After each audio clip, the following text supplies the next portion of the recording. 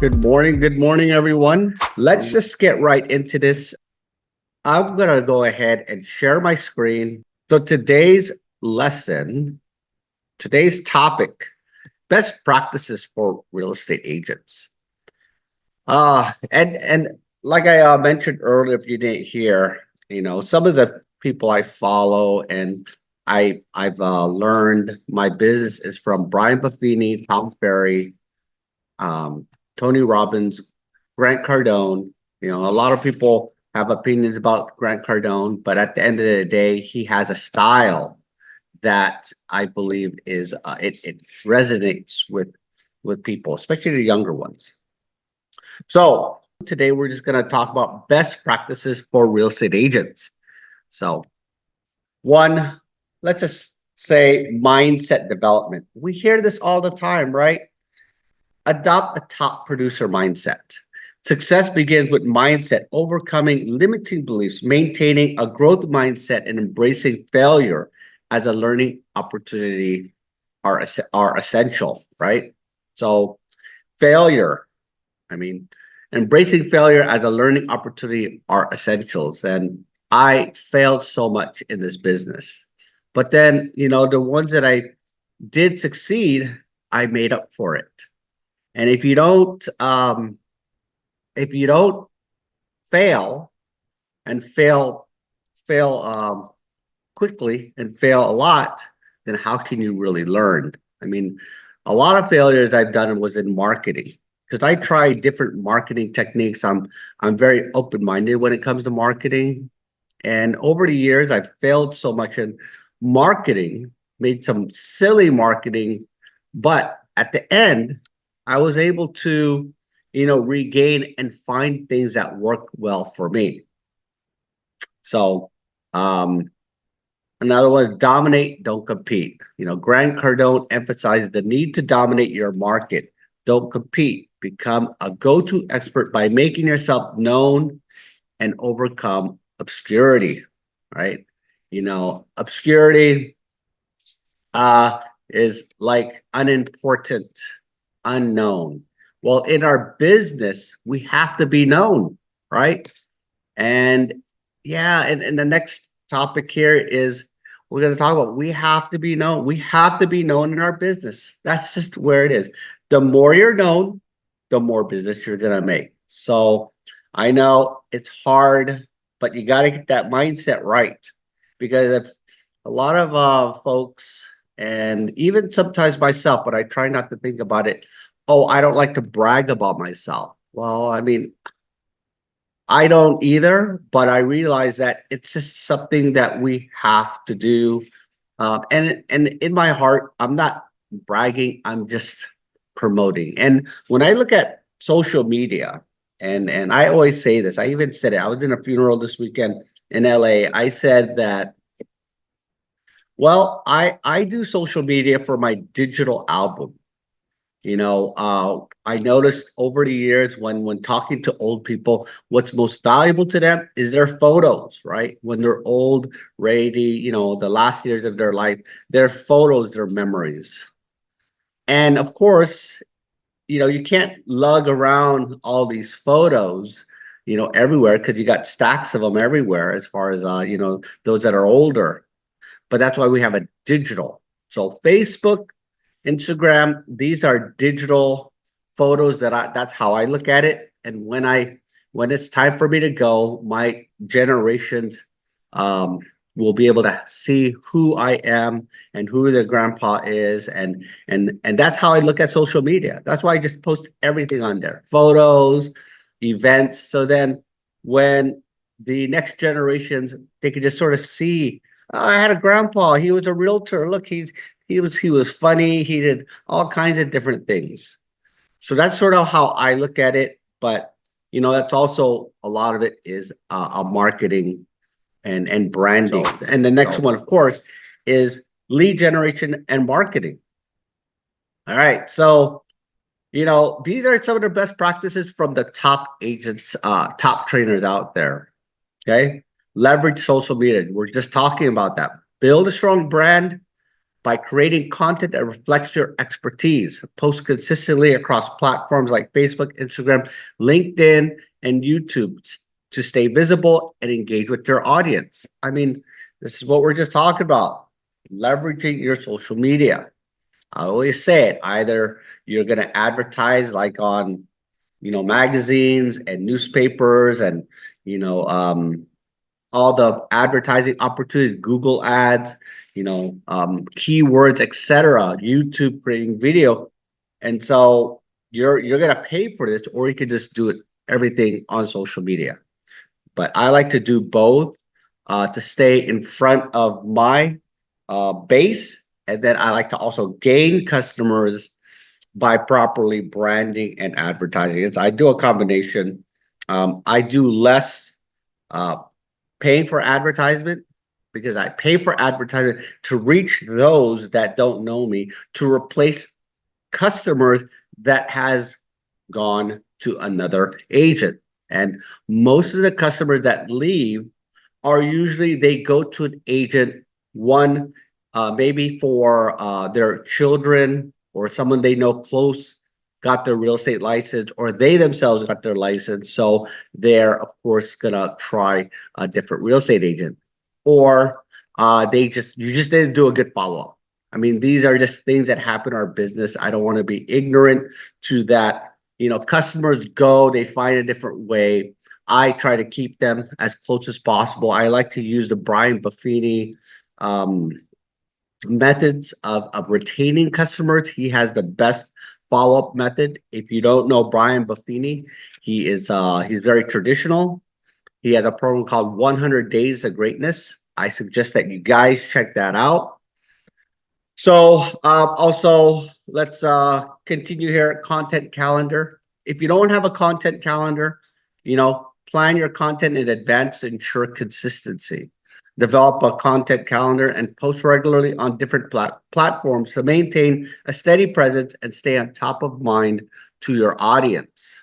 So, I have a content calendar. I actually have a VA, a virtual assistant, to handle my content. If you haven't seen me on social media, then that means you're not on social media enough, because I'm everywhere. And I do that specifically for business, right? Of course, I got my digital album for my future generations, but at the end of the day, it is my way to market. Next thing, video marketing. Use video to showcase listings, share market updates, engage with your audience. Video content is a highly favorable by social media's algorithm and is more engaging than static posts.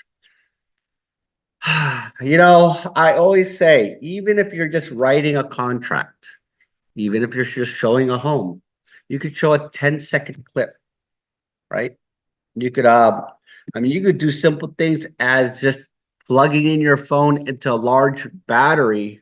This is my battery charger. It's huge, right? So, I think from a visual standpoint, you just need to show your customers that you're active in real estate. You don't need to make long videos. You can make very short videos. You can put them on a story style. You can put them on Instagram. You can make reels out of it. But, it's just saying that be active in video marketing, right? I mean, if you don't have any listings to showcase, use someone else's. You could use the MLS. You could just sort of share how your desk looks. You could just share something printing out of a printer and you're printing out a flyer. I mean, you could get creative and just, you could do a lot visually, and video marketing can do that. All right, so client relationships, we're moving on. Serve first. Focus on providing exceptional client care and adding value rather than just making a sale. This builds trust and leads to referrals. After being in the business for 20 years, my number one focus when I first got into business, and it still is just serve first. I remember just serving my clients. It didn't matter. They wanted to see a house in Antioch. I went to Antioch. They wanted to see a property in Sacramento. I was in Sacramento. I mean, it didn't. I just was out there trying to serve. I never asked like how big the property was, how small the property was. I just was ready to serve. And I've gotten assignments to sell $2,000 lots. I mean, the commission on that is absolutely, it's very small. I mean, and you have fees to pay, but you know what? Those I just serve the client, because if you don't serve the client, they're going to go to somebody else. And the funny thing is, not funny, but thing is, if you could serve and sell a $2,000 lot, then that same client likes and trusts you, turns around, says, hey, you know what? I just inherited my mom's home. It's in San Jose. Can you sell that too? Because that's what usually happens. And some agents, they don't look at, they just look at like, oh, how big is that home? Oh, where is that home? I mean, I'm talking about, if it was in California, I would definitely try to sell it. And if I had to, I'll do a referral. I must have referred over the course of my career, I don't know, maybe close to 100 referrals. And it didn't really matter if it was here, there, a piece of land, a building. I mean, I referred commercial buildings, hotels, land, single family residence. And the reason why sometimes I even refer within a local vicinity is because as I became more successful, and time is of the essence, anything that was a little bit more difficult, I started referring out the business so that I could focus on the things I did do know well. And of course, the explaining to the client is just super important. How and why you're doing it, etc., is just as important. So, and that's where building the relationships, right? Invest time in getting to know your clients, understanding their needs, and providing personal solutions. Nurture these relationships for long-term success. I mean, I mentioned this before, 90% of my business is referral based. And it's because I focus on building a relationship, right? And the last one on this client relationship is follow up consistently. Implement automated systems and personal touch points to stay in regular communication with past clients and leads. Consistently follow up is key to maintain relationships. I think out of all the things I do, this here, follow up consistently, is probably one of my stronger attributes in the business. Now, moving on here, prospecting and sales. Consistency in prospecting. Top producers know that prospecting is a daily habit, not an occasional activity. Block out specific times each day for cold calling, door knocking, or digital prospecting to maintain a consistent pipeline of new leads. And that's what I was talking about earlier is, I still advertise to new, not a lot, but I advertise for new clients to replenish those that possibly may leave me in the future. And of course, it doesn't hurt to have more leads. And the only way to do that is to be consistent in marketing, consistent prospecting. Okay. So use scripts effectively, right? Scripts help guide conversations during cold calls and listing presentations. Practice them regularly so you sound natural and confident when addressing client concerns and overcoming objections. It's always good to have notes before, once you get the habit of doing it, then you could have your notes, or you call from your dialer or your CRM. It's always good to call from a CRM because you should have your notes there. Names, their pets, where they live, a wife, partner's name, how many kids they have, etc. It's good to have that because it shows that you know and you're a professional. The next thing is handling objections.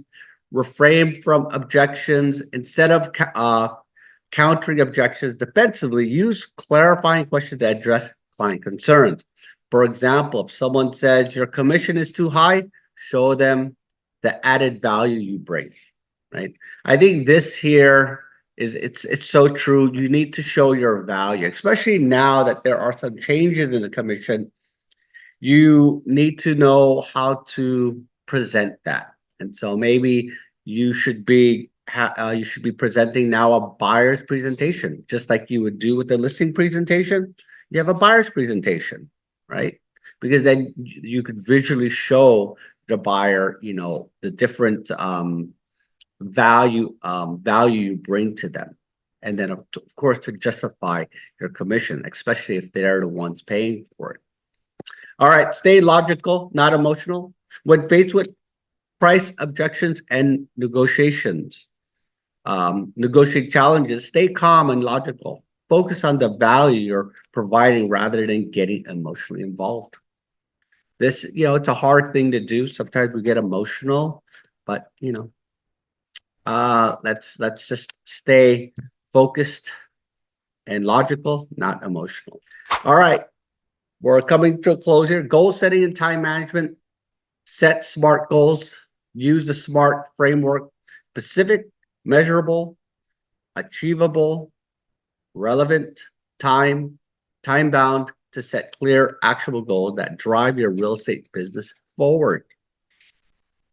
Right? I mean, I use a to-do list. I still use my good old pen and paper. It's just very simple. It works well for me. Time blocking. I like to do my prospecting in the morning. From the time I get off to around 1, I'm doing things, following up, calling, texts, etc. So that's how I run my business. It's a very simplified. So time blocking, allocate specific times in your schedule for prospecting, learning, and client follow-ups. This ensures consistent effort in the most critical areas of your real estate business. Time blocking. I know it's tough, but once you have time block, you could really accomplish a lot. I mean, especially if you're like looking to sell and close 5 homes a month, which you could do. I mean, if you close 5 homes a month here in the Bay Area, if you're out of the Bay Area, but in the Bay Area, if you could close 5 a month, you could really make a great living. You're probably looking at a 7-figure income, 100,000 a month at least, right? And it's just a matter of time blocking, setting goals. And, when you set goals, like if you're going to sell 5 homes a month, if you just reverse engineer it and do the math and figure out how many phone calls you have to make and how many texts you have to do, then that's just it. But a lot of us think we just go by, we'll just deal with that client. But if you really say, I'm going to sell 3 houses this month, I'll sell 3 houses next month. You need to know exactly how, right? I talk about this every week. I'm so consistent at this subject because this is really an important part of our business, is just knowing. All right, well, that's some insights from some industry leaders, Grant Cardone, Brian Buffini, and Tom Ferry. These are some of my go-to folks that I like to. I started with Brian Buffini. It really gave me a customer service base. Brian Buffini was more a referral-based trainer. Everything he did was referral-based, longevity. And that's probably the reason why 90% of my business is referral, because I followed the Brian Buffini, the 100 Days to Greatness. And then I took a lot of tips from Tom Ferry, knowing how, Tom Ferry, he has great content, great trainer, he got good coaches. And then, of course, I mix it in with Grant Cardone, inspiring, because his story is, he's all about investing. So this is the transition. That's why I like to refer back to them for real estate practices. All right. Well, anyways, I hope that was helpful. I mean, I try not to take up too much, but I also wanted to bring in a lot of value to you today. Um, anyways, well, thank you so much. Thank you everyone for joining today. And if you guys need anything, just reach out to me and I'll be here for you. Okay, guys, have a great day.